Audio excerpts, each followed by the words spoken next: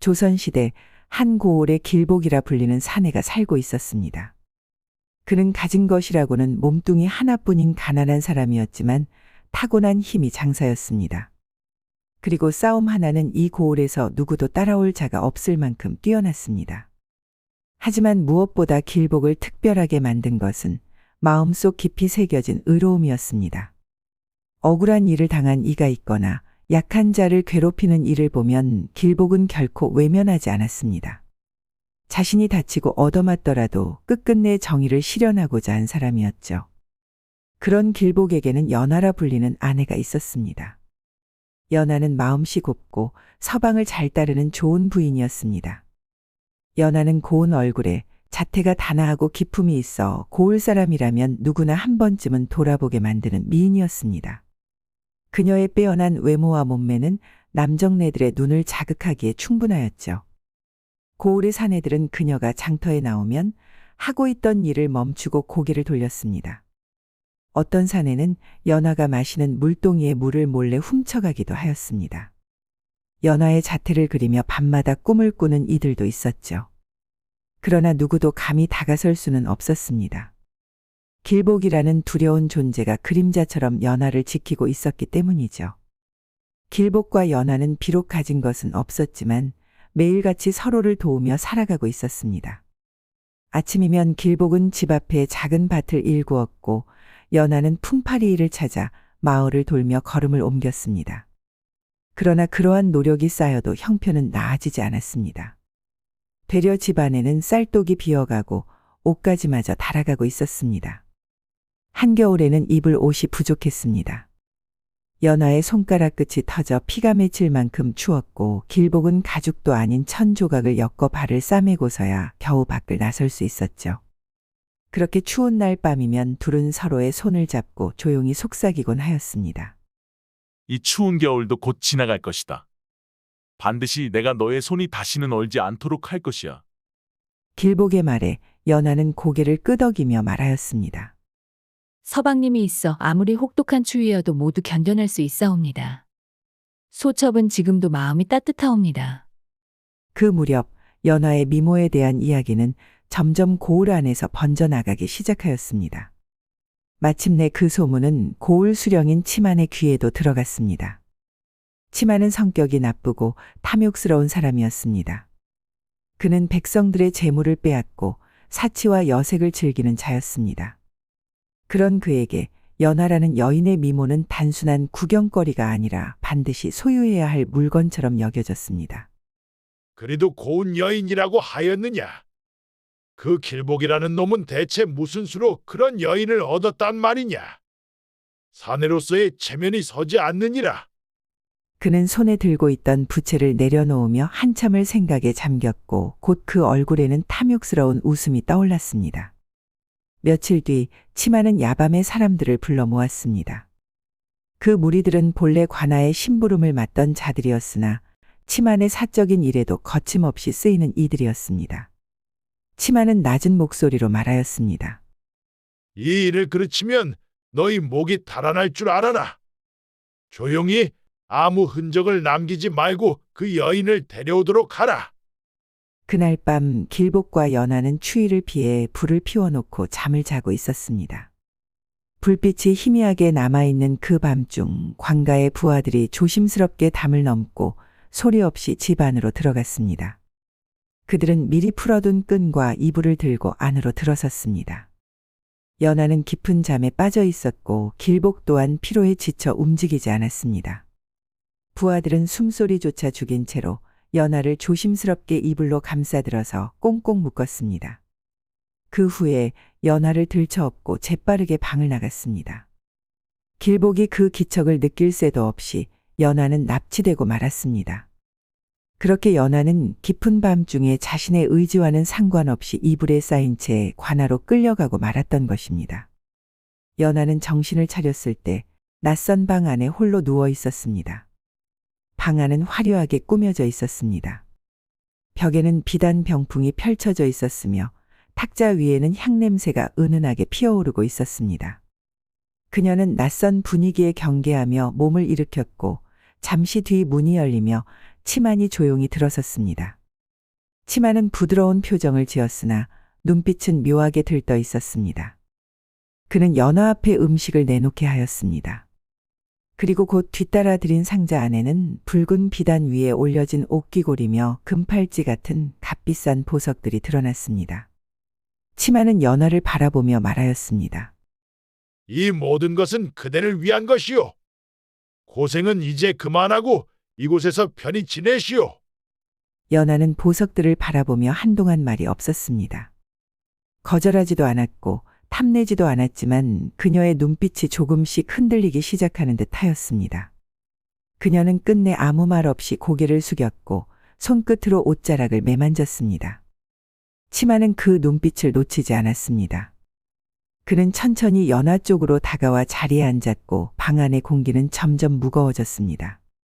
치마는 마침내 본심을 꺼내듯 입을 열었습니다. 나에게 오시오.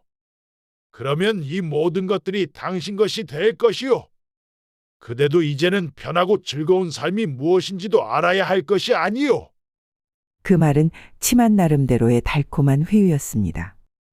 이 말을 들은 연하는 입술을 꼭 다물고 손을 모은 채 자리를 지켰습니다. 연하는 말하였습니다. 소희는 이미 지아비가 있는 몸, 나으리의 요구는 절대로 들어드릴 수 없사옵니다. 치마는 그녀의 반응에 잠시 미묘한 미소를 지었다가 자리에서 일어났습니다. 문이 닫히고 나서야 연하는 조용히 숨을 내쉬며 손끝을 가만히 떨었습니다. 한편 연하를 애타게 찾던 길복은 사람들의 입에서 들려오는 수군거림의 걸음을 멈추었습니다. 관아에서 연하를 보았다는 말을 들은 것이었습니다. 길복은 그대로 들고 있던 멍석을 내던지고는 관아를 향해 달려갔습니다. 관아 앞에 이르자 길복은 문 앞을 지키던 관리들을 밀쳐내고 안으로 들이닥쳤습니다. 치만이 연하와 무슨 짓을 벌이고 있을지 상상만 해도 숨이 막혀왔던 것이죠. 치만 앞에 선 길복은 한치의 망설임도 없이 외쳤습니다. 내 철을 내놓으시오. 남의 여인을 납치에다가 이리 가둬놓는 것이 수령해야 할 짓이오. 치만은 의자에 몸을 기댄 채 손가락 하나로 하인을 불렀습니다. 곧 길복 앞에 비싼 은덩이와 비단꾸러미가 쌓이기 시작하였습니다. 치마는 태연한 얼굴로 길복을 내려다보며 말하였습니다. 길복이라 했던가? 이 재물을 받고 너의 부인을 나에게 팔거라. 그러면 너도 그 계집도 평생 편안하게 살 수 있을 것이니라. 이참에 새 장가를 드는 것도 나쁘지 않을 것 같구나. 길복은 그 말을 듣자마자 두 눈이 붉어졌고 눈앞에 놓인 비단 보따리를 번쩍 들어 그대로 땅에 패대기 쳤습니다. 은덩이와 보석은 사방으로 흩어져 버렸습니다. 이깟 것들이 평생 쌓아온 정을 이긴다고 생각하시오? 지금 당장 내 철을 데려갈 것이니 연하를 내놓으시오. 치만의 이마에 핏줄이 도드라졌고 그는 손을 내저으며 호령하였습니다. 이 건방진 놈을 당장 곤장 30대 때려서 내쫓아라. 곧 하인들이 달려들었고 길복은 팔을 붙잡힌 채 눕혀졌습니다. 실컷 얻어맞은 길복의 볼기짝은 새빨갛게 달아올랐습니다. 하지만 길복은 끝내 이를 악물고 소리 한마디 지르지 않았습니다. 치마는 그 모습을 차갑게 내려다보다가 흥미가 사라졌다는 듯 고개를 돌렸습니다. 길복은 곤장을 맞은 뒤 관아 밖으로 쫓겨났습니다. 길복은 치만에게 부인을 빼앗기고 곤장까지 얻어맞고 말았습니다. 길복은 치만에게 반드시 복수를 하겠노라고 마음속 깊이 다짐하였습니다. 그러던 어느 날이었습니다. 멍든 몸을 이끌고 관아 근처를 서성이던 길복은 관아 앞에 쓰러져 있는 한 사람을 발견하였습니다. 그 스님의 얼굴을 확인한 순간 길복은 깜짝 놀랐습니다. 그는 바로 도연이라는 스님이었던 것입니다. 도연은 이 고을 사람들 사이에서 익히 알려진 인물이었습니다. 그는 단지 인품만 좋은 것이 아니라 신통한 능력까지 가지고 있었습니다. 고을에는 온몸이 부르튼 병자가 도연의 손길을 받고 단숨에 일어났다는 소문이 들려왔습니다. 어떤 사람은 도연이 그의 이마에 손을 얹고 조용히 기도만 하였을 뿐인데도 깊은 상처가 단숨에 아물었다는 말을 전하기도 하였습니다. 그래서 도연은 고을 사람들에게 있어 단순한 스님이 아니라 믿음과 희망 그 자체로 여겨지고 있었습니다. 치마는 도연 스님의 인기가 날로 높아지는 것을 지켜보며 점점 마음이 조급해졌습니다. 고을 사람들은 오로지 도연 스님의 덕과 은혜만 칭찬할 뿐이었고 그와 비교되는 치만을 맹렬하게 욕을 하였습니다. 마침내 치만은 도연 스님을 붙잡아 관하로 끌고 오게 하였습니다. 그리고는 도연 스님이 요망한 술법으로 백성들을 현혹하고 있으며 이 고을을 어지럽히는 선동자라는 죄를 뒤집어 씌웠습니다. 치마는 사람들을 일부러 불러 모은 뒤 도연을 형틀에 눕히게 하였습니다. 곧 사나운 병졸들이 곤장을 쥐고 도연의 볼기짝을 향해서 힘껏 매를 내리쳤습니다. 그렇게 도연은 곤장을 맞은 채 관아 밖으로 쫓겨났고 의식을 잃은 채 혼자 남게 되었던 것입니다. 그리고 그것을 길복이 발견하게 된 것이었습니다. 길복은 도연을 등에 업고 천천히 자신의 집으로 향하였습니다. 집에 도착하자마자 그는 찬물을 덜어내어 상처를 닦고 약초를 다졌습니다. 그리고는 약초를 스님의 깊은 상처에 발라주었습니다. 그렇게 사흘이 지나자 스님은 겨우 정신을 차리고 눈을 떴습니다. 계속 스님 옆에 앉아있던 길복은 기뻐하면서 말하였습니다. 스님, 정신이 드십니까? 다시 눈을 뜨셔서 천만 다행입니다. 도연은 길복을 한참을 바라보다가 길복의 얼굴을 보고 조용히 미소를 지었습니다. 귀하신 분 덕에 이 사람이 목숨을 건졌사옵니다. 이 몸을 살려주셔서 감사합니다. 시간이 더 흘러 도연은 길복의 간호 덕에 다시 예전과 같은 건강을 되찾았습니다. 도연은 길복의 집을 떠나기 전 품에서 작은 나무함 하나를 꺼내어 길복에게 주었습니다. 이것은 제 스승으로부터 물려받은 약이옵니다. 이 안에는 인간이 저승사자와 대화를 나눌 수 있도록 해주는 약이 들어있사옵니다. 그뿐 아니라 인간이 저승사자의 몸을 붙잡을 수도 있게 만들어주지요. 아무 때나 쓰실 것은 아니고 정말로 사랑하는 이를 살려야 하는 절박한 순간이 온다면 꼭 그때 하나 써보십시오. 길복은 약을 받으며 말하였습니다. 이 은혜 결코 잊지 않겠습니다. 이 약은 반드시 올바른 곳에 쓰겠습니다. 도연은 길복에게 합장을 한 뒤 길복의 집을 떠났습니다. 어디로 떠나는 길인지는 알려주지 않고서 말입니다. 그 무렵 연하는 치만이 매일같이 값비싼 음식과 비단 옷을 내어주며 자신을 정성껏 대하는 모습을 보자 마음 한구석이 조금씩 흔들리기 시작하였습니다. 연하는 남편 길복을 생각하면서 애써 마음을 다잡으려고 했습니다. 하지만 그때마다 사또가 건네는 따뜻한 음식과 향긋한 술, 자줏빛 옷자락의 감촉이 그녀에게 은근한 유혹으로 다가왔습니다. 연하가 흔들리고 있다는 것을 알아챈 치마는 슬슬 마지막 술을 두어야 할 때가 왔다고 생각했습니다. 어느 날 치마는 연하에게 조용히 말을 건넸습니다. 연하, 이 고을의 백성들이 어찌 되는가가 오로지 그대의 선택에 달려 있어. 그대의 서방과 이웃들 말이요. 그대와 내가 오늘 밤을 함께하지 않으면 길복의 목숨은 위태로워지고 말 것이요. 그리고 고을 사람들 또한 지금보다 더 가혹하게 수탈당하고 괴롭힘을 당하게 될 것이요. 연하는 그 말에 잠시 숨이 막히는 듯 가만히 고개를 숙였습니다. 그녀의 마음은 복잡하게 흔들렸고 며칠 전부터 느껴지는 무거운 감정 속에서 괴로워하고 있었습니다.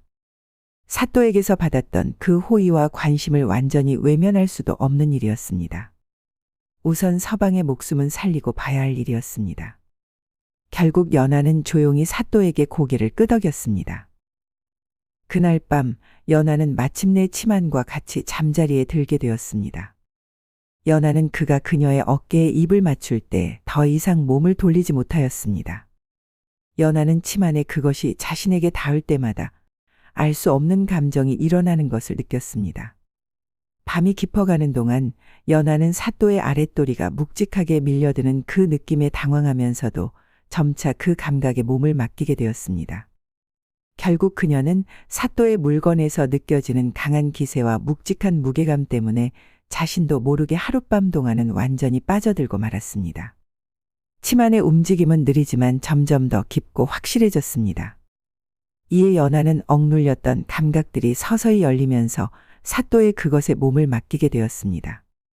기름등의 불빛이 두 사람의 그림자를 벽에 길게 들이우고 방 안은 이따금씩 터지는 격한 숨소리와 미세한 진동으로 가득 차게 되었던 것입니다.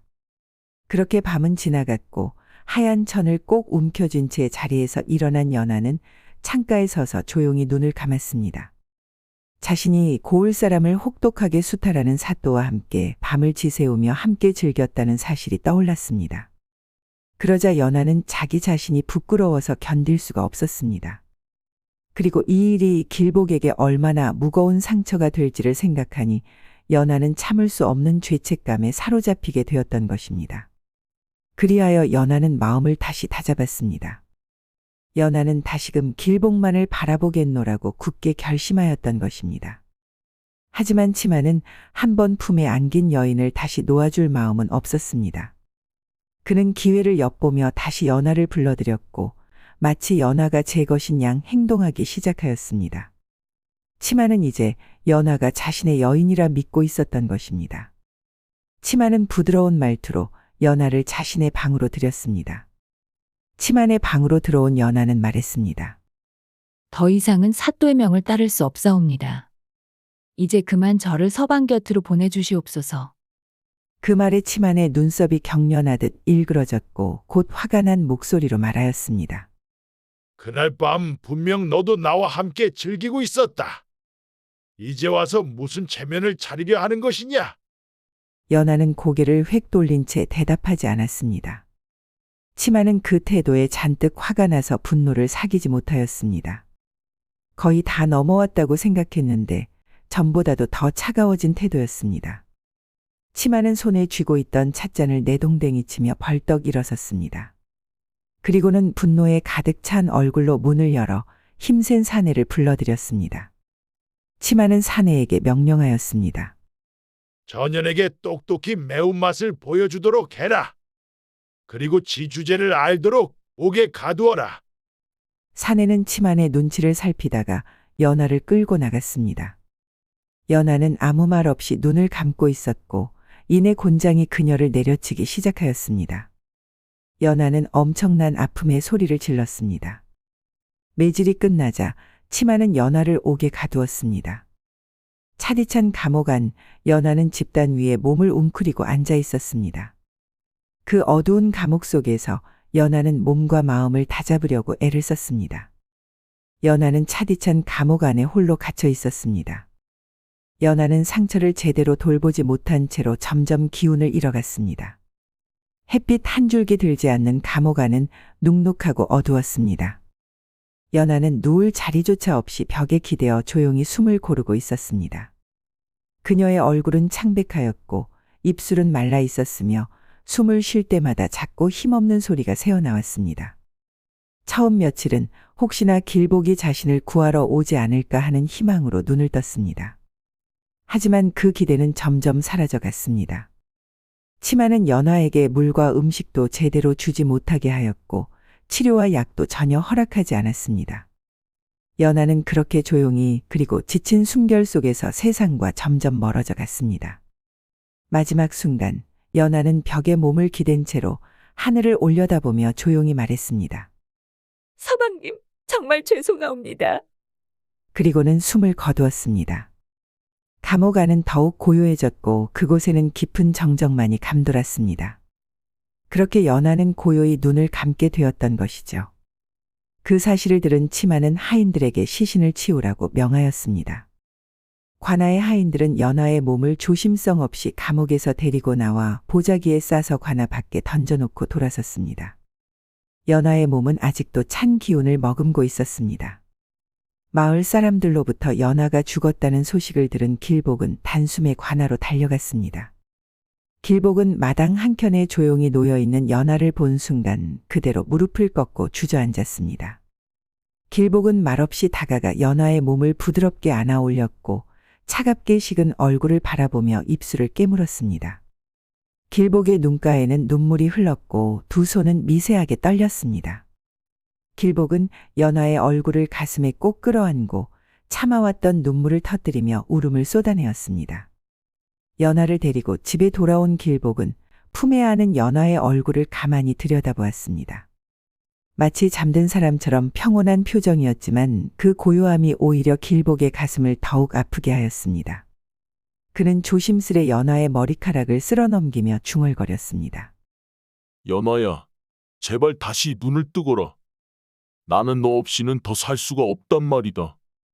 그러다 문득 길복은 오래전에 도연 스님이 건네주었던 약이 떠올랐습니다. 사람과 저승사자가 직접 마주하게 해주며 죽은 사람을 살릴 수도 있다던 그 신비한 약 말입니다. 그제야 길복은 자신에게 아직 마지막 기회가 남아있다는 것을 깨달았습니다.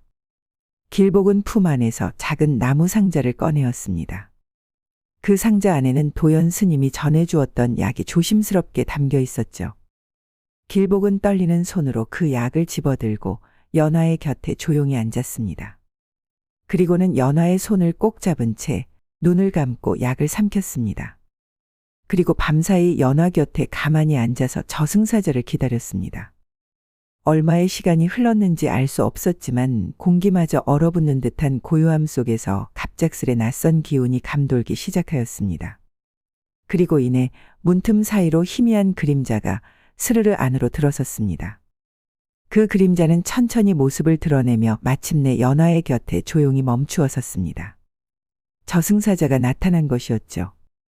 저승사자의 피부는 창백했고 차갑고 무시무시한 기운이 느껴졌습니다. 그 모습은 이 세상의 존재는 전혀 아니었죠. 길복은 숨을 죽이며 가만히 그 존재를 바라보았습니다. 등골을 타고 서늘한 기운이 스며들었지만 길복은 방 안에서 꼼짝도 하지 않았습니다. 길복은 무릎을 꿇고 손을 뻗어 저승사자의 발목을 붙잡았습니다. 그 간절한 마음만은 누구도 막을 수 없는 것이었습니다. 길복은 숨을 헐떡이면서 조금씩 입을 떼었습니다. 연화 대신 나를 데려가 주시오. 그녀는 치만이라는 나쁜 사또에게 억울하게 끌려가서 죽을 때까지 매질을 당하여 이렇게 된 것이오. 그녀는 아무런 죄가 없소.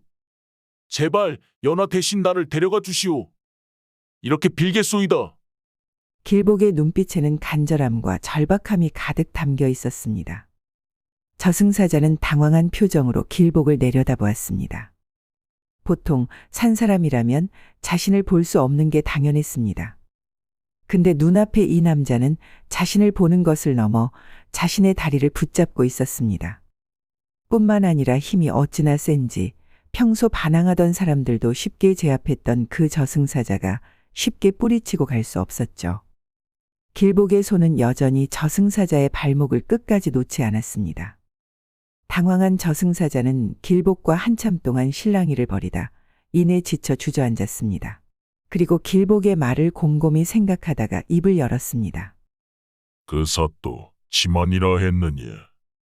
그자에 대해 조금 더 상세히 말해보아라. 길복은 낮고 떨리는 목소리로 말하기 시작하였습니다. 치만이라는 자는 고수령이란 자리에 앉아 있으면서 짐승보다 못한 짓만 골라 하였소. 저의 처 연하를 밤중에 사람들을 시켜서 관하로 강제로 끌고 갔고 잠자리를 거부한다고 하여 그녀를 곤장으로 마구 내리쳤소. 매를 친 후에도 치료해주지 않고 옥서에 가두고 굶기기까지 하였습니다. 내 부인의 목숨이 위태로워진 까닭은 다 그 사또 치만이라는 놈 때문이오. 길복은 계속해서 말을 이어갔습니다. 연하뿐만이 아닙니다. 병든 백성들을 돌보던 도연 스님이라는 분도 그 이름이 높다는 이유 하나만으로 누명을 씌워 곤장을 때리고 내쫓았습니다. 그리고 치마는 고을 사람들의 재물을 강제로 빼앗았고 그 재물로 온갖 사치에 빠져 살았소이다. 그자는 사람들을 괴롭히고 목숨을 빼앗는데 아무런 거리낌이 없는 자입니다. 저승사자는 길복의 말을 들은 뒤에도 한동안 아무 말 없이 있었습니다. 그러다 마침내 입을 열었습니다. 유독 이 고을에 자주 와야 하는 이유가 무엇인가 싶었는데 그 원인을 드디어 찾게 되었구나. 내가 이곳으로 자주 와야 했던 까닭이 바로 치만이라는 놈 때문이었다니. 저승사자는 길복을 한 번 더 내려다보았습니다. 연하라는 여인의 사정이 딱한 것도 있으니 그 여인의 목숨 대신에 사또 치만이라는 자를 데려가는 것이 좋겠구나. 사또 놈을 데려가면 이 고을에서 저승가는 사람들이 줄어들 터이니 내 일도 줄어들 것이고. 길복은 그 말을 듣는 순간 자기도 모르게 다시 땅을 짚고 일어나서 울먹이며 말하였습니다. 정말이시옵니까? 연하가 사는 것이옵니까? 고맙소이다. 정말 고맙소. 저승사자는 그 자리에 가만히 서 있다가 곧 조용히 허공 속으로 걸음을 옮겼습니다. 그렇게 그 방 안에는 길복과 연하만이 남아 있었습니다. 그 시각 관아에 있던 사또 치마는 갑자기 땅바닥에 쓰러졌습니다. 그리고 두 눈을 뒤집은 채 순식간에 숨을 거두고 말았습니다. 저승사자가 치만의 혼을 움켜쥐고 그의 몸에서 혼을 강제로 뽑아내버린 것이었습니다. 저승의 길목에서는 치만의 울부짖는 소리가 메아리치고 있었습니다. 이거 놓지 못하겠느냐? 네 놈은 누구냐? 여긴 어디냐? 나를 어디로 끌고 가는 것이냐? 하지만 저승사자는 아무 말 없이 그의 옷깃을 단단히 붙잡은 채로 어둠 속으로 걸음을 옮기고 있었습니다. 그 모습은 이승의 그 누구에게도 보이지 않았습니다. 이승에서는 오직 악독한 사또의 싸늘한 육체만이 남았을 뿐이었습니다. 지옥에 떨어진 치마는 낮과 밤 구분 없이 계속해서 자신의 지은 죄에 대한 벌을 받게 되었답니다. 저승사자가 연하 대신 치만을 데려가자 연하는 다시 조금씩 숨을 쉬기 시작하였습니다. 처음엔 희미하던 맥박이 점차 또렷해졌고 푸르스름하게 멍들었던 연하의 살갗도 점차 본래의 색을 찾아갔죠. 터진 상처도 차츰 아물기 시작하였습니다. 그렇게 오래 앓던 병에서 회복되는 사람처럼 연하는 조용히 눈을 떴습니다. 연하는 천천히 몸을 일으켰습니다. 곁에 앉아서 연하를 지켜보던 길복은 놀람과 기쁨이 뒤섞인 얼굴로 그녀의 품에 안기며 울음을 터뜨렸죠. 연하야, 살아났구나. 다시 살아주었구나. 길복의 떨리는 음성 속엔 너무도 벅찬 감정이 실려 있었고 연하 또한 눈시울을 붉히며 길복의 등을 어루만졌습니다. 서방님, 제가 씻을 수 없는 잘못을 저질렀사옵니다. 허나 다시는 서방님 곁에서 떨어지지 않겠사옵니다. 그녀의 말은 흐느낌 속에 섞여 있었지만 그 속엔 더없이 단단한 다짐이 깃들어 있었습니다. 연하의 말을 들은 길복은 연하의 두 손을 꼭 잡으며 조용히 말하였습니다. 그래, 나도다. 다시는 너를 놓치지 않겠다. 이 목숨이 닿을 때까지 함께하자꾸나. 그렇게 두 사람은 서로를 부둥켜 안은 채 오랫동안 울었답니다. 이제는 모든 고통이 지나가고 두 사람의 가슴엔 다시 함께 살아갈 수 있다는 안도감이 찾아오고 있었습니다. 다시 숨을 되찾은 연하는 아주 중요한 일에 대해서 떠올렸습니다. 치만이 연하를 꼬드길 때 비단과 금화, 보석들이 가득한 비밀 창고를 보여주며 자신과 혼이 나면 이 모든 것을 주겠다고 말한 적이 있었습니다. 이 일이 생각난 연하는 길복에게 조심스럽게 말하였습니다. 서방님, 사또 치만의 침실 안쪽 벽을 밀면 숨겨진 문이 나올 것이옵니다. 그 안에 온갖 보물이 가득 들어 있사옵니다. 마침 치만이 저승사자에게 끌려간 후로 고을 관아는 한동안 혼란에 빠져 있었습니다. 수령이 갑작스럽게 쓰러져 곧장 숨을 거두었으니 관아 사람들은 이를 두고 하늘이 벌을 내린 것이라 여겼습니다. 그래서 두려움에 떨면서 허겁지겁 도망치기 바빴던 것이죠. 관아의 문은 닫히지 않은 채 활짝 열려 있었고 마당에는 버려진 수레와 잡동사니들만이 어지럽게 널려 있었답니다. 그 틈을 놓치지 않고 길복은 연하의 손을 잡고 관아 안으로 조심스레 들어섰습니다. 연하는 치만의 비밀 창고로 그를 이끌었습니다. 연하의 말대로 벽 안에는 어둡고 비밀스러운 문이 하나 숨겨져 있었습니다. 그 문을 열자 실로 놀라운 광경이 펼쳐졌습니다. 금으로 빚은 술잔에 은으로 만든 두꺼비, 비단 보따리 그리고 여러 토지의 문서들까지 차곡차곡 쌓여 있었습니다. 두 사람은 창고에서 많은 재물들을 꺼내 조심스럽게 수레에 싣고 관아를 빠져나왔습니다. 일부만 챙긴 것이었고 나머지는 그대로 두고 나왔습니다. 비밀 창고의 문은 활짝 열어둔 채로 말이죠. 그로부터 며칠 후 관아를 조사하러 내려온 관리들이 치만이 지은 죄를 낱낱이 파악하였습니다.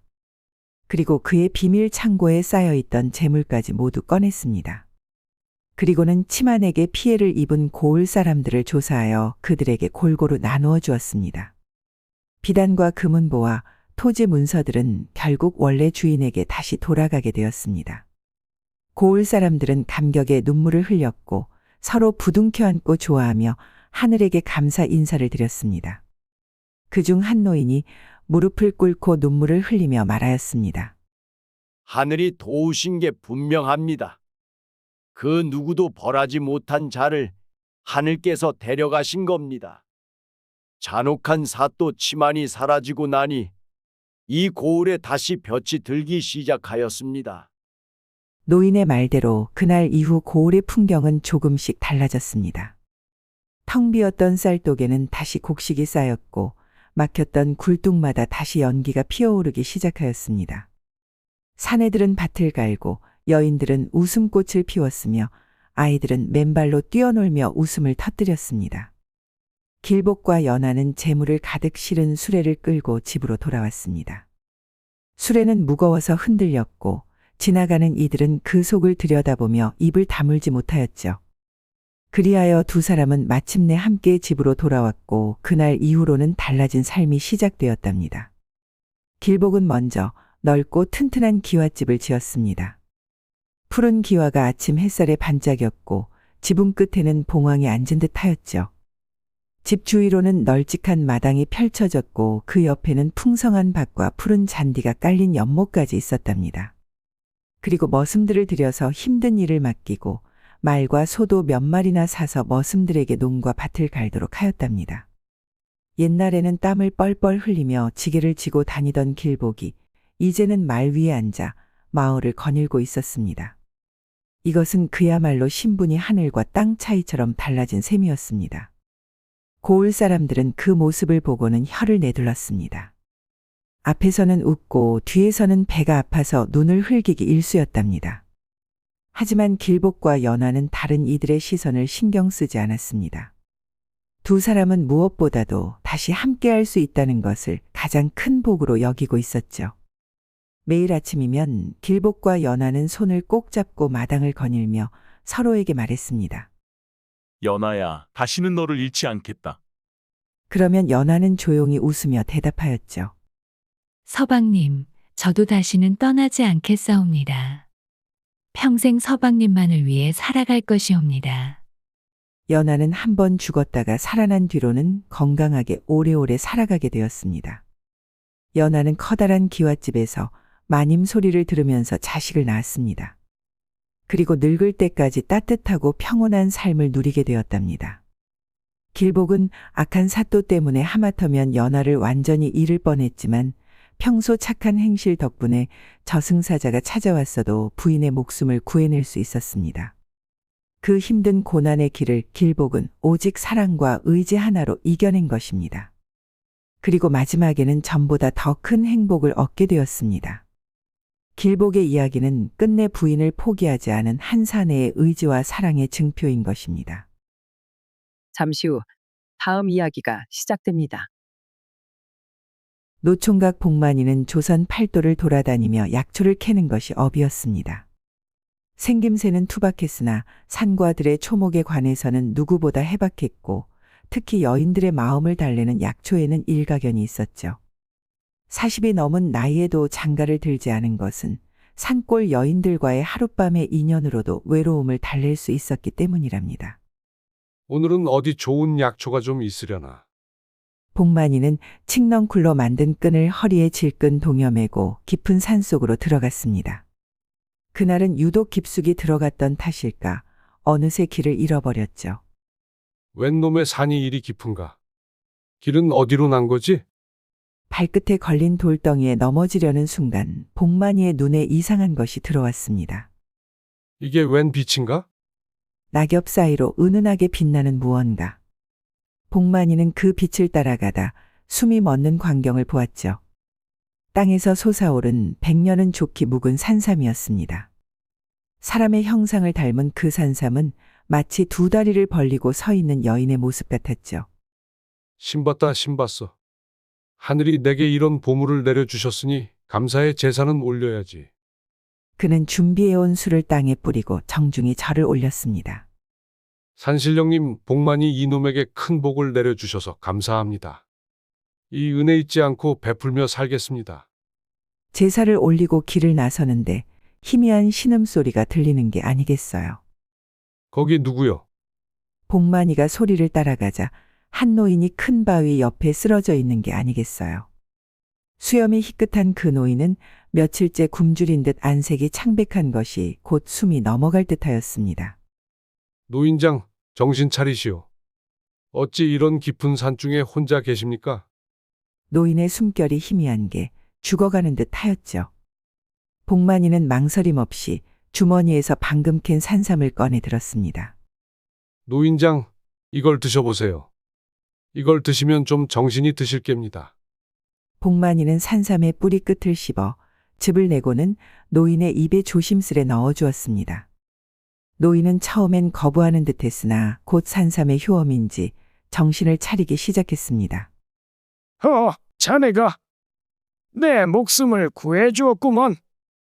한참이 지나서야 정신을 차린 노인은 복만이의 손을 꼭 잡았습니다. 이런 귀한 것을 내게 주다니. 이 늙은이가 그래도 사람 복은 있는가 보네. 무슨 말씀이십니까? 사람이 위급한데 어찌 모른 척할 수 있겠습니까? 나는 풍수쟁이 운곡이라 하네. 이 근처에 명당을 찾아다니던 중이었지. 풍수쟁이라 하셨습니까? 그럼 무덤 자리를 보시는 분이군요. 노인은 고개를 끄덕였습니다. 내가 자네에게 보답을 하고 싶구먼.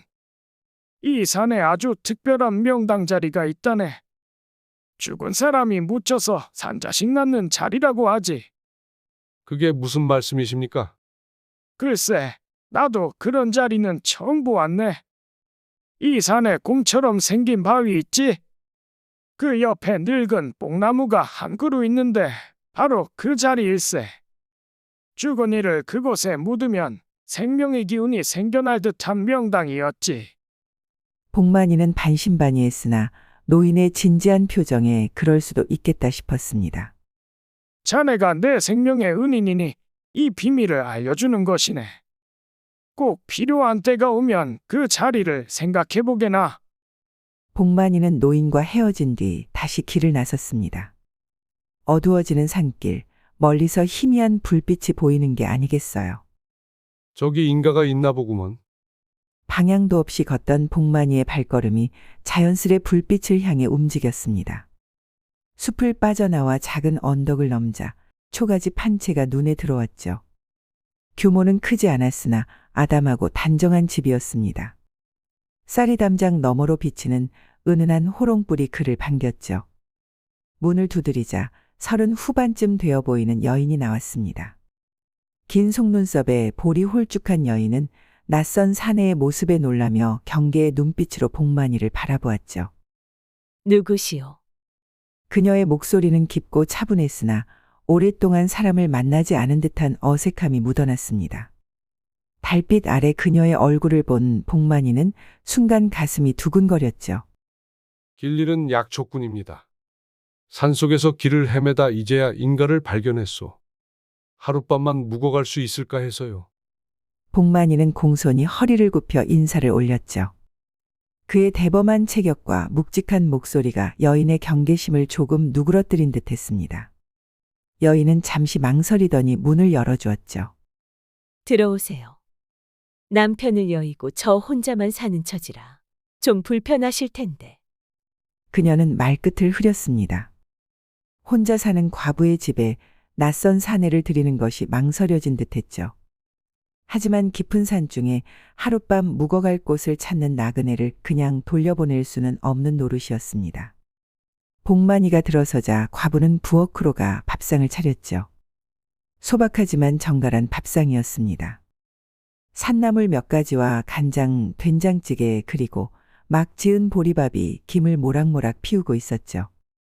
산에서 며칠을 지냈더니 이런 밥상이 꿈만 같군요. 복만이는 진심으로 감사함을 표했습니다. 산에서 나는 열매와 물로 끼니를 때우던 그에게 따뜻한 밥과 반찬은 큰 위로가 되었죠. 산에서 무얼 하시길래 그리 지치셨소? 과부의 목소리에는 어느새 경계심보다 호기심이 더 묻어났습니다. 오랜만에 찾아온 손님에 대한 궁금증이었을까요? 아니면 홀로 지내는 과부의 외로움 때문이었을까요? 약초를 캐러 다닙니다. 이 산은 약초가 유난히 많아 일부러 찾아왔지요. 오늘은 귀한 산삼도 만났습니다. 과부의 눈이 커졌습니다. 달빛에 비친 그녀의 눈동자가 맑게 빛났죠. 산삼이요. 참말입니까? 그렇습니다. 100년은 묵은 듯한 좋은 삶이었지요. 하지만 그건 이미 다른 분께 드렸소. 복만이는 노인 이야기를 들려주었습니다. 산에서 길을 잃은 일, 그리고 죽어가는 노인을 만나 산삼을 나누어 준 일까지. 과부는 관심 있게 들었죠. 그녀의 긴 속눈썹이 깜빡일 때마다 복만이의 가슴이 묘하게 설레었습니다. 그런데 혼자 이런 산속에서 어찌 지내십니까? 무섭지 않으신지요? 복만이의 물음에 과부의 표정이 어두워졌습니다. 그녀는 천천히 숟가락을 내려놓고 한숨을 내쉬었죠. 남편이 3년 전에 세상을 떠났습니다. 다 큰 아들도 있었는데 그 아이마저 병으로. 말을 잇지 못하는 과부의 눈에서 눈물이 흘렀습니다. 복만이는 괜스레 미안해졌죠. 죄송합니다. 슬픈 기억을 되살려드렸군요. 아닙니다. 가끔은 누군가에게 말하고 싶었어요. 이 깊은 산 중에서 혼자 지내다 보니 때론 내 목소리를 듣는 이가 아무도 없을 때면 미칠 것 같아요. 과부의 목소리에는 깊은 외로움이 묻어났습니다. 그녀의 목덜미로 흐르는 눈물이 달빛에 반짝였죠. 그 눈물방울을 보는 복만이의 가슴에도 무언가 뜨거운 것이 차올랐습니다. 과부는 곁에 있던 술병을 들었습니다. 오래된 듯한 온기에 담긴 술이었죠. 오랜만에 손님이 오셨으니 한잔 하실래요? 남편이 살아있을 때 담가둔 도라지 술인데 아껴두었다가 딱 한 번 꺼내본 적이 있었어요. 아들 제삿날에. 그녀의 말에 복만이는 차마 거절할 수 없었습니다. 온기에서 따르는 술은 맑고 투명했지만 향긋한 도라지 향이 코끝을 자극했죠. 첫 잔을 마시자마자 목구멍이 뜨거워지고 온몸에 기운이 돌았습니다. 좋은 술이요. 이런 깊은 맛은 처음 보는군요. 복만이의 솔직한 칭찬에 과부의 입가에 옅은 미소가 번졌습니다. 아마도 오랜만에 짓는 미소였을 겁니다. 그 미소를 본 복만이의 가슴이 또 한 번 뛰었죠. 제 이름은 애순이라고 합니다. 여기서 혼자 지낸 지도 벌써 3년이 되었네요. 그런데 그쪽은 나는 복만이라 합니다. 나이는 40이 조금 넘었소. 조선 팔도를 돌아다니며 약초를 캐고 있습니다. 복만이가 자기 소개를 하는 동안 애순의 눈길이 그의 얼굴을 살피고 있었습니다. 투박하지만 선이 굵은 얼굴, 지친 듯하면서도 힘세 보이는 눈빛, 그리고 여유와 깊이가 느껴지는 미소까지. 애순은 묘한 설레임을 느꼈습니다. 가족은 없으신가요? 아직 혼자입니다. 산을 떠돌다 보니 정 붙일 곳이 없더군요. 하지만 때론 외롭기도 합니다. 복만이의 솔직한 대답에 애순은 고개를 끄덕였죠. 그들은 서로의 눈을 바라보며 잠시 침묵했습니다. 그 침묵 속에서 두 사람은 각자의 외로움이 맞닿는 느낌을 받았죠. 한 잔, 두 잔. 술이 몇 순배 돌자 복만이와 과부의 얼굴이 불그레해졌습니다. 부인, 산에서 홀로 지내시기 외롭지 않으십니까? 과부는 술잔을 비우고 고개를 숙였습니다. 외롭지 않다면 거짓말이겠지요. 가끔은 사내의 손길이 그립습니다. 애순의 솔직한 고백에 복만이는 가슴이 쿵 내려앉는 느낌이었습니다. 그녀의 목소리에 묻어나는 간절함과 외로움이 그의 마음을 흔들었죠. 부인, 이리 좀 가까이 와보시오, 부인. 복만이의 손이 과부의 손을 향해 천천히 움직였습니다. 그의 굵은 손가락이 그녀의 가느다란 손등에 살짝 닿았을 때 애순의 몸이 미세하게 떨렸죠. 하지만 그녀는 피하지 않았습니다. 산속의 밤은 길고 외로움은 이젠 못 참을 것 같아요. 과부의 말에 복만이는 더 이상 참을 수 없었습니다. 복만이의 입술이 애순의 입술에 가까워졌고 마침내 두 사람의 입술이 만났죠. 촛불이 바람에 흔들렸습니다. 부인, 오늘 하룻밤만은 내 이름을 불러주세요. 애순입니다. 애순 씨. 어머나, 팔이 아주 돌덩어리처럼 단단하시네요. 과부가 복만이의 품으로 쓰러지며 복만이의 품에 안겼고 그는 그녀를 감싸 안았죠. 오랜 시간 닫혀있던 두 사람의 마음이 서로에게 열렸습니다. 단단한 것은 팔뚝이 아니라 제 아랫도리에 몰려있지요. 복만이가 슬쩍 웃으며 말하자 애수는 그 말에 깜짝 놀라 얼굴이 붉어졌습니다. 복만이의 거친 손이 애순의 얼굴을 쓰다듬었죠. 그의 손길에 그녀의 피부가 뜨겁게 달아올랐습니다. 오랜 세월 동안 잊고 있던 감각이 되살아나는 것 같았죠. 남편이 죽고 다 큰 아들까지 잃고 난 후 그녀는 그저 살아있는 것만으로도 버거웠습니다. 하지만 지금 눈앞에 있는 이 사내가 자신이 여자라는 것을 다시금 느끼게 만들고 있었죠. 정말 이래도 되는 것일까요? 괜찮을까요? 애순의 눈에는 망설임이 있었습니다. 오랫동안 혼자 지내온 그녀에게 이런 상황은 너무 갑작스러웠죠. 우리가 둘 다 일이 원하는데 뭐가 그리 걱정입니까? 복만이의 목소리는 부드러웠지만 그 안에는 강한 욕망이 담겨 있었죠. 그도 오랫동안 여인의 온기를 느끼지 못했던 터였습니다. 복만은 홀린 듯 애순에게 다가갔고 애순도 거칠게 다가오는 복만을 받아주었습니다. 잠시, 이것이 오랜만이라. 천천히 좀. 그렇게 두 사람은 한동안 뜨거운 시간을 함께 보냈습니다. 애수는 복만이의 가슴에 기대어 누웠죠. 그의 심장 소리가 그녀의 귓가에 울렸습니다. 미안합니다. 너무 오랜만이라 제가 많이 서툴렀을 텐데. 애순의 목소리에는 부끄러움이 묻어 있었습니다. 복만이는 그녀의 이마에 입을 맞추며 대답하였죠. 아니요, 당신은 완벽했소. 내가 이렇게 즐거웠던 적이 언제였는지 기억나지 않을 정도요. 그의 진심 어린 말에 애순의 눈가가 붉어졌죠. 오랜 세월 동안 닫아두었던 그녀의 마음이 복만이를 통해 다시 열리고 있었습니다. 저는 앞으로는 여인으로서의 감정을 다시는 느끼지 못할 줄 알았어요.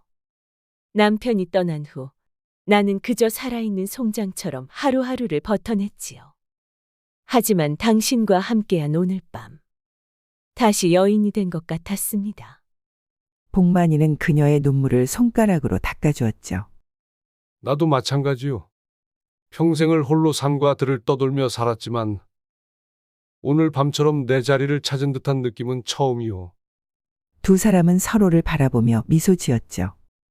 그 미소 속에는 말로 표현할 수 없는 깊은 교감이 담겨 있었습니다. 창문 너머로 새벽빛이 스며들기 시작했죠. 이제 어떻게 되는 걸까요? 당신은 떠나야 하나요? 애순의 목소리에는 불안감이 묻어났죠. 원래는 오늘 떠날 생각이었소.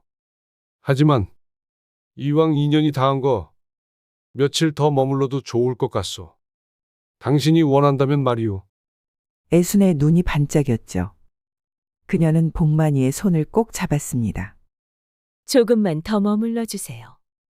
복만이는 고개를 끄덕였죠. 그는 애순을 다시 품에 안았습니다.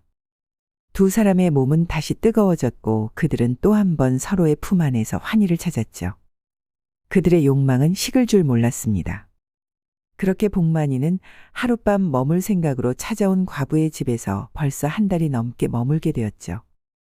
처음에는 날씨가 좋지 않아서, 다음에는 약초를 덕해야 해서, 그리고 또 다음엔 애순이 아프다는 핑계로.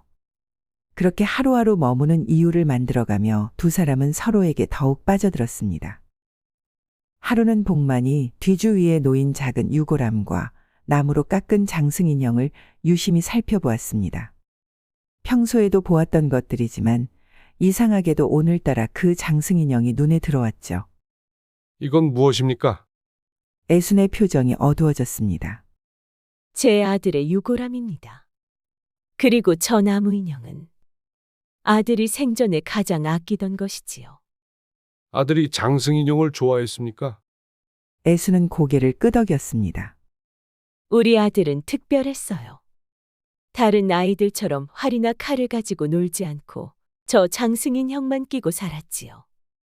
이 나무정승은 자신을 지켜주는 수호신이라고 말하곤 했습니다. 복만이는 장승인형을 자세히 살펴보았습니다. 보통의 장승과 달리 얼굴이 우락부락하고 특히 그 아랫부분이 제법 사내다웠죠. 이런 인형을 어디서 구하셨소? 아들이 직접 깎았습니다. 손재주가 좋았지요. 18에 요절했지만 살아있었다면 지금쯤 혼이 나요 아이들을 기르고 있었을 터인데. 복만이는 문득 노인의 말이 떠올랐죠. 부인, 혹시 아드님의 유고를 다른 곳에 모시고 싶은 생각은 없으시오? 애수는 놀란 표정으로 복만이를 바라보았습니다. 아들의 유고를 옮긴다는 생각은 한 번도 해본 적이 없었죠. 무슨 말씀이신지. 복만이는 예전에 풍수쟁이 노인에게서 들은 죽은 사람이 묻혀서 산 자식 낳는 자리 이야기를 애순에게 들려주었습니다. 처음에 애순은 반신반의했지만 복만이의 진지한 표정에 차츰 마음이 움직이기 시작했죠. 정말 그런 곳이 있을까요?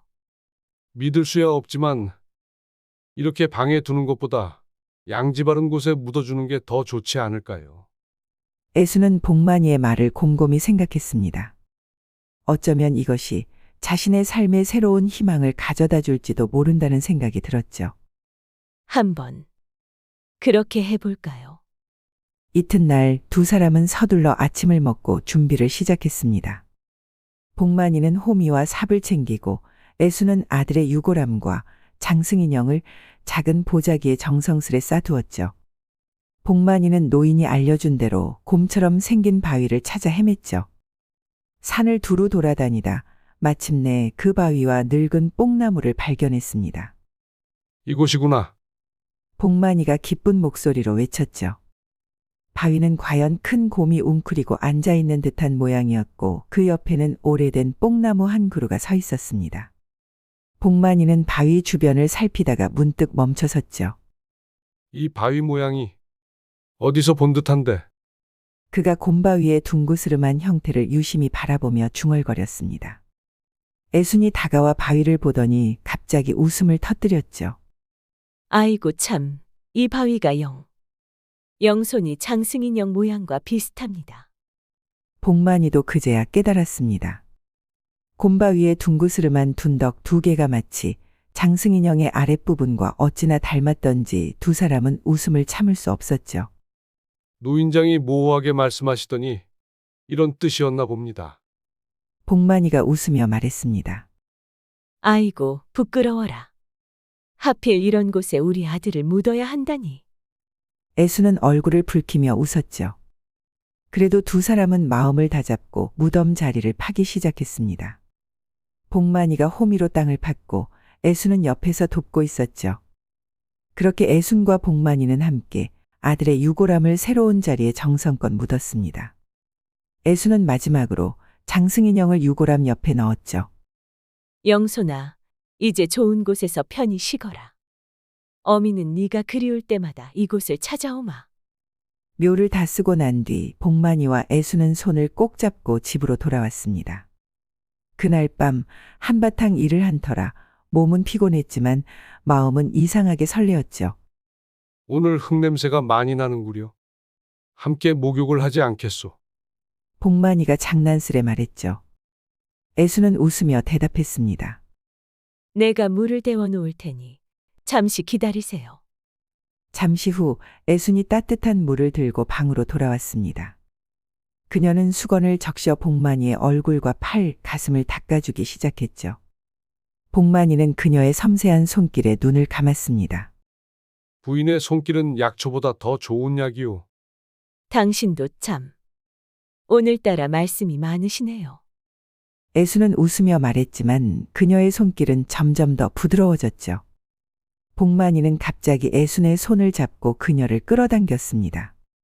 오늘은 어제보다 더 뜨거운 열정이 느껴졌습니다.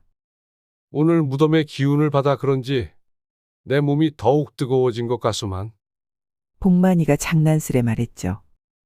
애수는 웃으며 그의 가슴을 쓰다듬었습니다. 그 기운이 정말 있다면 오늘 우리 사이에 아이가 생길지도 모르겠네요. 복만이는 놀란 듯 그녀를 바라보았죠. 그런 일이 가능할까요? 누가 알겠어요.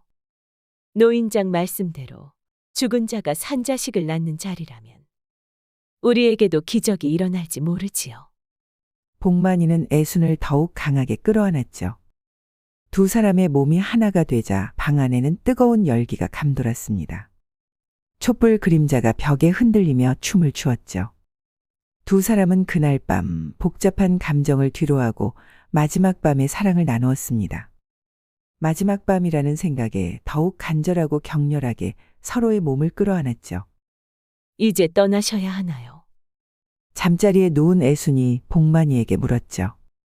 그녀의 목소리에는 불안과 아쉬움이 담겨 있었습니다. 그렇소. 다른 산으로 가봐야 합니다. 하지만 오래지 않아 다시 찾아오겠소. 애순은 복만이의 품에 안겨 눈물을 흘렸습니다. 그동안 고마웠어요. 나이 먹은 저를 이리도 이뻐해주고 아들에게도 좋은 자리를 마련해줘. 복만이는 애순의 이마에 입을 맞추었죠. 다음 날 아침 복만이는 애순의 집을 떠났습니다. 그는 다시 산을 헤매는 약초꾼으로 돌아갔지만 그의 마음 한구석에는 항상 애순이 자리하고 있었죠. 그리고 애순 역시 복만이를 기다리며 하루하루를 보냈습니다. 그런데 그로부터 몇 달이 지나자 애순의 몸에 이상한 변화가 나타나기 시작했죠. 아침마다 속이 메스꺼리고 평소 좋아하던 냄새도 견디기 힘들었습니다. 처음에는 병이 난 줄 알았지만 점점 그 증상이 익숙해지기 시작했죠. 이럴 수가. 내가 아이를 가진 것인가? 애수는 자신의 배를 어루만지며 놀랐습니다. 나이 40에 과부가 된 지 3년, 그리고 복만이와 사랑을 나눈 지 몇 달 만에 찾아온 기적 같은 일이었죠.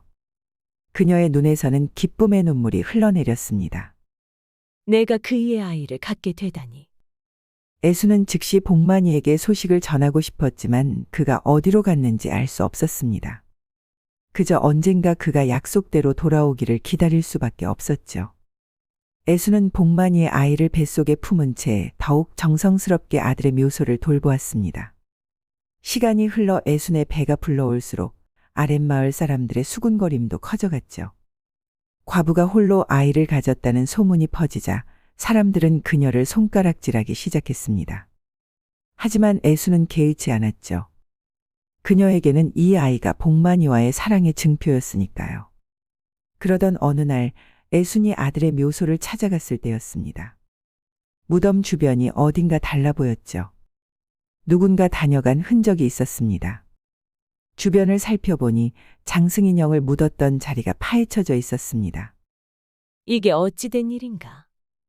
장승인형이 사라졌습니다. 애수는 당황했지만 곧 마음을 가라앉혔죠. 어쩌면 동물이 파헤쳤을 수도 있고 또 어쩌면 바람에 흙이 날아가 드러난 것일 수도 있었으니까요. 그렇게 몇 달이 더 지나 애순의 배는 점점 더 불러왔습니다. 출산이 임박했을 무렵 애순은 자신이 낳을 아이가 복만이를 닮기를 바랐죠. 건강하게 태어나 자라준다면 그것으로 충분했습니다. 마침내 겨울이 지나고 봄이 올 무렵에 애순은 건강한 사내 아이를 낳았습니다. 아이는 복만이를 닮아 통통하고 건강했죠. 애수는 아이에게 막동이라는 이름을 지어주었습니다. 새로운 봄처럼 그녀의 삶의 희망을 가져다 준 아이였으니까요. 막동이가 태어난 소식은 마을에 빠르게 퍼졌죠. 홀로 된 과부가 아이를 낳았다는 소식에 사람들은 더욱 수군거렸지만 애수는 아랑곳하지 않고 오직 아이를 키우는데 온 정성을 쏟았습니다. 그 사이 그 지역에는 새로운 사또가 부임해 왔습니다. 사또는 자신의 외동딸 연하를 극진히 사랑했는데 연하는 18의 나이에 아직 혼인도 하지 않은 아리따운 처자였습니다. 어느 날 사또 일행이 관할 지역을 순시하다 그 산을 지나게 되었죠. 연하는 가마 안에서 책을 읽다가 문득 이상한 느낌이 들었습니다. 가마 주변으로 이상한 향기가 퍼지는 것 같았죠. 그녀는 가마 장막을 살짝 들어 밖을 내다보았습니다. 저기. 연하의 시선에 곰처럼 생긴 바위와 늙은 뽕나무가 들어왔죠. 이상하게도 그 바위에서 푸른빛이 은은하게 빛나는 것 같았습니다. 그냥 햇빛이 반사된 것인지 모르지만 왠지 신비로운 느낌이 들었죠. 그 순간 연하의 가마가 갑자기 그 자리에 멈춰섰습니다. 4명의 장정이 들었는데도 꿈쩍도 하지 않았죠. 마치 보이지 않는 손이 가마를 움켜쥐고 있는 것만 같았습니다. 이게 무슨 일인가? 어서 가마를 들어라. 사또가 소리쳤지만 하인들이 안간힘을 써봐도 가마는 땅에 붙은 듯했죠. 4명이 들어도 밀어도 가마는 꿈쩍도 하지 않았습니다. 도대체 이게 무슨 괴이한 일인가? 그렇게 한참을 실랑이를 벌이는 중에 서서히 해가 저물기 시작했습니다. 어쩔 수 없구나. 오늘은 여기서 하룻밤 묵어가야겠다. 내일 해가 뜨면 즉시 인근 마을에서 힘쓰는 사내들을 더 불러오거라. 사또는 마지못해 그 자리에 임시 거처를 마련하라 명했죠. 행차에 따라온 하인들이 재빨리 천막을 치고 잠자리를 마련했습니다. 연하는 가마에서 내려 아버지가 머무는 큰 천막 옆에 작은 천막으로 안내되었죠. 저녁 식사 후 연하는 자기 천막에 홀로 앉아 있었습니다. 밖에서는 벌레 소리가 들려왔고 달빛이 천막을 환하게 비추고 있었죠. 연하는 왠지 모를 불안감에 잠을 이룰 수 없었습니다. 뭔가 이상한 느낌이야. 연하가 중얼거리는 순간 천막 안에 이상한 향기가 퍼지기 시작했죠. 그것은 산속 깊은 곳에서 나는 풀향기 같기도 하고 사내의 채취 같기도 한 묘한 향이었습니다. 연하가 주변을 둘러보았지만 아무도 없었죠. 그런데 갑자기 그녀 앞에 한 사내의 그림자가 나타났습니다. 달빛에 비친 그 모습은 반투명했지만 뚜렷하게 보일 만큼 선명했죠. 누구세요? 연하가 물었죠. 내 이름은 영손이라 하오. 나는 이산의 정령이요. 그 목소리는 깊고 부드러웠으며 연하의 귓가에 마치 향기처럼 스며들었습니다. 꿈속의 영손은 신비로운 미소를 지으며 연하에게 다가왔죠. 그의 키는 훤칠했고 어깨는 넓었으며 얼굴은 달빛처럼 환했습니다. 정령이라니요? 이런 일이 어찌. 놀라지 마시오. 나는 오래전부터 이 산에 살고 있었소. 오늘 당신의 가마가 멈춘 것도 내 뜻이었소. 왜 그런 일을? 연하가 떨리는 목소리로 물었죠. 영손은 더 가까이 다가와 연하의 어깨에 손을 얹었습니다. 그의 손길은 차갑지도 뜨겁지도 않은 묘한 감촉이었죠. 낭자, 난 당신의 아름다움에 반했소. 하룻밤만 나와 함께 해주시오. 연하는 거절하려 했지만 영손의 매력에 이상하게 끌렸습니다. 그의 눈빛은 깊고 진지했으며 그 속에서 외로움과 슬픔이 느껴졌죠. 안 돼요. 저는 처녀이옵니다. 낭자는 이 순간만큼은 한 명의 여인일 뿐이오. 영손의 손길이 연하의 몸을 감쌌고 그녀는 이상한 현기증을 느꼈습니다. 그것은 두려움보다는 설렘에 가까웠죠. 특히 영손이 품에서 꺼낸 작은 장승 인형이 그녀의 시선을 사로잡았습니다. 이건 무엇인가요? 내 수호신이오. 연하가 인형을 자세히 보려 손을 뻗자 영손은 슬며시 웃으며 인형을 그녀의 손에 쥐어주었죠. 그 순간 연하는 마치 전기에 감전된 듯한 쾌감을 느꼈습니다. 장승 인형에서 이상한 기운이 그녀의 손을 통해 전신으로 퍼져나갔죠. 이상한 느낌이에요. 영손은 연하에게 더 가까이 다가와 그녀의 귓가에 속삭였습니다. 오늘 밤 나에게 당신의 몸과 마음을 열어주시오. 내가 당신을 천상의 기쁨으로 인도하리다. 연하는 바람에 흔들리는 나뭇잎처럼 떨렸지만 영손의 유혹에 점점 빠져들고 있었습니다. 꿈속이니 괜찮다고 자신을 위로하며 그녀는 영손의 품에 안겼죠. 하지만 이런 일이 가능한 건가요? 당신은 정령이고 저는. 영손의 입술이 연하의 입술에 다가왔고 두 사람의 입술이 닿는 순간 그녀는 전신의 전율이 퍼지는 것을 느꼈습니다. 그의 입술은 생각보다 따뜻했고 그 입맞춤은 꿈이라고 믿기 어려울 만큼 실감났죠. 연하는 정신이 아득해졌지만 동시에 모든 감각이 예민해졌습니다. 영소는 그녀의 귓가에 속삭였습니다. 내 씨앗이 당신의 몸에서 자라나 새로운 생명으로 피어날 것이요. 그것이 내가 이 세상에 남길 유일한 흔적이 될 것이요. 연하는 그 말의 의미를 곰곰이 생각할 겨를도 없이 영손의 강렬한 움직임에 온전히 몸을 맡겼습니다. 그녀의 신음소리가 천막을 가득 채웠고 다행히 밖에서는 아무도 그 소리를 듣지 못했죠. 꿈속에서의 하룻밤은 영원처럼 느껴졌습니다. 연하는 여러 번 절정을 느끼다가 마침내 지친 몸으로 잠이 들었습니다. 내 씨앗을 잘 간직하시오. 영손의 마지막 말이 연하의 귓가에 맴돌았지만 그녀는 이미 깊은 잠에 빠져들고 있었죠. 다음 날 아침, 연하는 눈을 떴을 때 온몸이 아프고 피곤했습니다. 마치 한바탕 큰 전투를 치른 것처럼 근육이 뻐근했죠. 그녀는 자신이 꿈을 꾼 것인지 아니면 실제로 그런 일이 있었는지 혼란스러웠습니다. 아가씨, 일어나셨습니까? 몸종이 천막 밖에서 불렀죠. 연하는 급히 옷매무새를 정돈하고 대답했습니다. 그래, 들어오너라. 몸종이 들어와 놀란 표정으로 연하를 바라보았죠. 아가씨, 얼굴이 왜 이리 상기되셨어요? 혹시 열이 나시나요? 연하는 얼굴을 더듬어 보았죠. 확실히 뜨거웠습니다. 아, 아니다. 그저 꿈을 좀 이상하게 꿨나 보구나.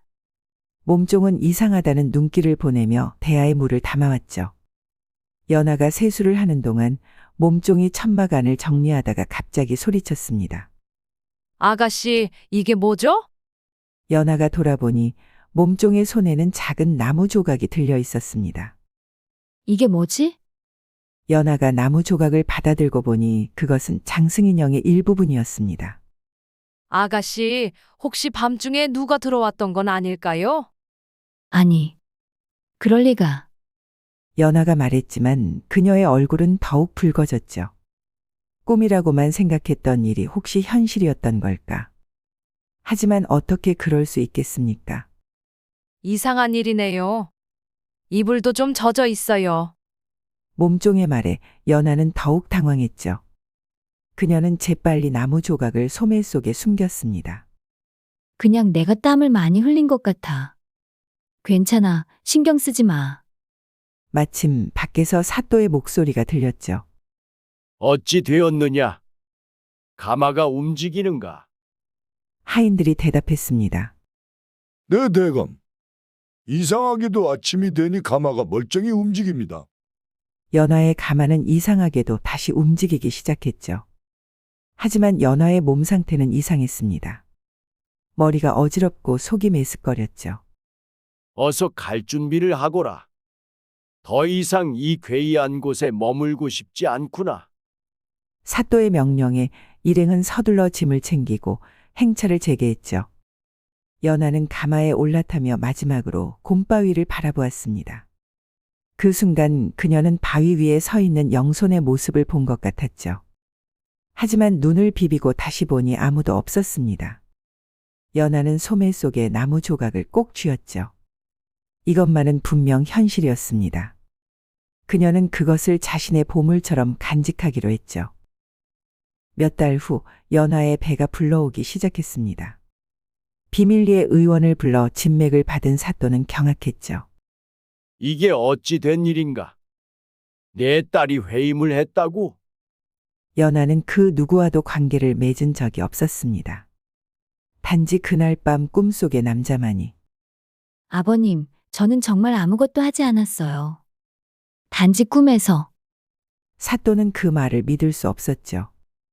사대부가의 처녀가 아이를 가졌다는 소문이 퍼지면 집안의 명예가 땅에 떨어질 것이었습니다. 하지만 연하는 아직 부부지정도 한 번 없는 수처녀였던 것이니 이 일이 어찌된 일인지 사또는 도무지 이해할 수 없었죠. 꿈에서라니. 어찌 이런 황당한 말을. 정말이에요, 아버님. 그날 밤 꿈에서 산신령을 만났어요. 그의 이름은 영손이었고. 영손? 사또가 놀라 물었죠. 그 이름이 어디서 들어본 것 같은데. 연하는 자신이 간직한 나무 조각을 꺼냈죠. 이것은 그가 남긴 유일한 흔적이에요. 어쩌면 그는 꿈이 아니었을지도 모르겠어요. 사또는 비로소 심각하게 고민하기 시작했습니다. 이 일은 단순한 꿈이나 환상이 아닌 것 같았으니까요. 그는 즉시 그 지역 유지들을 불러 영손이라는 이름에 대해 물어보았죠. 영손이라? 아, 그 아이 말씀이십니까?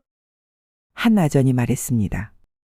몇 년 전에 죽은 애순이라는 과부의 아들 말이지요. 18에 요절했지만 참 착하고 재주 많은 나이였습니다. 과부 애순이라고. 그녀는 어디 사는가? 산속 깊은 곳에 혼자 살고 있지요. 남편과 아들을 잃고 홀로 사는 과부입니다. 그런데 이상하게도 요즘은 아이를 낳았다는 소문이 있더군요. 사또는 즉시 애순을 찾아가기로 결심했죠. 이 기이한 일의 진상을 파헤쳐야 했으니까요. 그 무렵 복만이는 그동안 조선 팔도를 다니며 약초를 캐다가 문득 애순이 그리워 다시 그 산을 찾았죠. 복만이가 그렇게 애순의 집을 다시 찾아왔습니다. 그런데 문을 열고 들어가자 애순이가 아기를 안고 있는 게 아니겠어요. 부인, 보고 싶었소. 복만이의 말에 애순은 환하게 웃으며 대답했습니다. 서방님, 어서 오세요. 보고 싶었어요. 복만이는 놀랐지만 동시에 가슴이 벅차 올랐습니다. 애순의 얼굴이 붉어졌습니다. 이 아이는 우리 아이랍니다. 당신이 떠난 뒤 아이를 갖게 되었지요. 복만이는 눈이 휘둥그레졌습니다. 그럼 이 아이는? 네, 당신의 아들이랍니다. 이름은 막동이라고 지었어요. 복만이는 기쁨에 어쩔 줄 몰랐습니다. 그는 애순을 꼭 안아주었죠. 이제는 부인과 아이와 함께 살고 싶소. 더 이상 떠돌지 않겠소. 애순의 눈에 눈물이 고였습니다. 정말인가요? 정말이요. 이제는 내게도 가족이 생겼으니 함께 살아야지요. 그때 밖에서 말발굽 소리가 들리더니 사또의 행차가 애순의 집 앞에 도착했습니다. 사또는 가마에서 내려 아전에게 명했죠. 과부 애순이라는 자를 불러내라. 아전이 막 문을 두드리려는 순간 애순이 직접 문을 열고 나왔습니다. 그녀는 공손히 절을 올렸죠. 사또 어른을 뵙습니다. 무슨 일로 소인의 누추한 집에 오셨습니까? 사또는 애순을 자세히 살펴보더니 물었습니다. 자네의 아들이 영손이라 하는가? 애순은 놀랐지만 침착하게 대답했습니다. 네, 그렇습니다. 하지만 제 아들은 이미 세상을 떠났습니다. 언제 저승에 갔는가? 이제 5년이 되어 갑니다. 18 나이에 병으로 세상을 떠났지요. 사또는 가마에서 내려온 연하를 가리켰습니다. 이 아이가 내 딸이요. 그런데 이상한 일이 생겼소. 얘가 아이를 가졌는데 꿈에서 만났다는 영손이라는 자의 아이라고 하오. 애순은 놀란 표정으로 연하를 바라보았습니다. 그런 일이. 그때 복만이가 막동이의 손을 잡고 나왔습니다. 복만이가 인사를 올렸습니다. 대감, 제가 이 이상한 일의 시작점이 될 것 같습니다. 허락하신다면 모든 것을 설명해 드리겠습니다. 사또는 복만이를 자세히 보더니 고개를 끄덕였습니다. 말해보게나. 복만이는 처음부터 모든 것을 이야기했습니다. 산삼을 캐서 노인을 살린 일, 노인에게서 들은 죽은 사람이 묻혀서 산자식 낳는 자리 이야기, 그리고 애순을 만나 아들의 무덤을 옮긴 일까지. 그러니까 과부의 아들 영손이 내 딸의 꿈에 나타나 아이를 가지게 했다는 말인가? 사또가 믿기지 않는다는 표정으로 물었습니다. 복만이는 고개를 끄덕였습니다. 노인의 말씀대로 그 자리에 묻힌 자는 죽어서도 자손을 남길 수 있는 모양입니다. 아마도 영손이의 장승인형에 그의 영혼이 깃들어 있었던 것 같습니다. 연하가 소매에서 나무 조각을 꺼냈습니다. 이것이 그날 밤 제가 발견한 조각입니다. 애수는 그 조각을 보고 놀랐습니다. 그것은 분명 영손이의 장승인형 조각이에요. 사또는 머리를 감싸며 한숨을 쉬었습니다. 이런 일이 어찌 가능하단 말인가? 연하가 조심스레 아버지에게 물었습니다. 아버님, 제 뱃속의 아이는 어떻게 해야 하나요? 사또는 깊은 생각에 잠겼다가 마침내 결정을 내렸습니다. 이런 일이 있을 수 있단 말인가? 하지만 모든 게 이상하게 맞아떨어지는구나. 그는 애순을 바라보며 말했습니다. 내 딸이 낳을 아이는 자네의 손자가 될 것이네. 하지만 사대부가의 처자가 혼외자를 낳았다는 소문이 퍼지면 집안의 명예에 먹칠을 하게 될 것이오. 자네가 아이를 맡아 키워줄 수 있겠나? 애순은 기쁜 마음으로 수락했습니다. 네, 기꺼이 그렇게 하겠습니다. 그 아이는 제 손자이니까요. 복만이도 고개를 끄덕였습니다. 저희가 함께 아이를 키우겠습니다. 사또는 안도의 한숨을 내쉬었습니다. 이제 어찌해야 할지 방향이 잡혔네. 딸아이는 출산 때까지 여기 머물고 아이가 태어나면 자네들이 키우는 것으로 하지. 연하는 부끄러운 얼굴로 애순에게 다가갔습니다. 제가 만난 영손 도련님은 정말 잘생기고 다정했어요. 그분의 어머니를 뵙게 되어 영광입니다. 애순은 연하의 손을 잡아주었습니다. 걱정 마세요. 아씨가 낳을 아이는 제가 정성껏 키울게요. 그리고 언제든 보고 싶으면 와서 보세요. 그렇게 연하는 출산을 앞두고 비밀리에 애순의 집에 머물렀습니다. 사또는 딸이 건강이 좋지 않아 시골에서 요양한다는 소문을 퍼뜨렸죠. 마침내 연하는 건강한 사내아이를 낳았습니다. 아이는 놀랍게도 영손을 닮아 있었죠. 아이 이름은 영생으로 하지요. 죽은 아들이 다시 살아난 것 같으니까요. 연하도 그 이름에 동의했습니다. 출산 후 연하는 아이를 애순에게 맡기고 사또와 함께 고을로 돌아갔습니다. 하지만 그녀는 종종 몰래 아이를 보러 왔죠. 그렇게 애순은 두 아이의 어미가 되었습니다. 복만이의 아들 막동이와 영손의 아들 영생이. 사람들은 애순이 쌍둥이를 낳았다고 생각했습니다. 복만이는 약초꾼 생활을 그만두고 애순과 함께 아이들을 키웠습니다. 그런데 놀랍게도 두 아이들이 자랄수록 아랫도리가 유독 발달하여 또래 아이들보다 훨씬 컸죠. 복만은 놀라워하며 말했습니다. 이것도 신묘한 곰바위의 힘인가? 애순은 한숨을 내쉬었습니다. 이 아이들이 나중에 장가가면 며느리들이 고생 좀 하겠네요. 애순의 말에 복만은 큰 소리로 웃었습니다. 두 사람은 밤하늘의 별들을 바라보았습니다. 그중 하나가 유난히 밝게 빛나는 것 같았죠. 어쩌면 그것은 영손이의 별이었을지도 모릅니다. 죽어서도 자손을 보게 된 행복한 영혼의 별이. 야다마 씨의 다음 이야기를 빠르게 시청하시려면 동그라미를 클릭하여 구독을 눌러주세요. 감사합니다.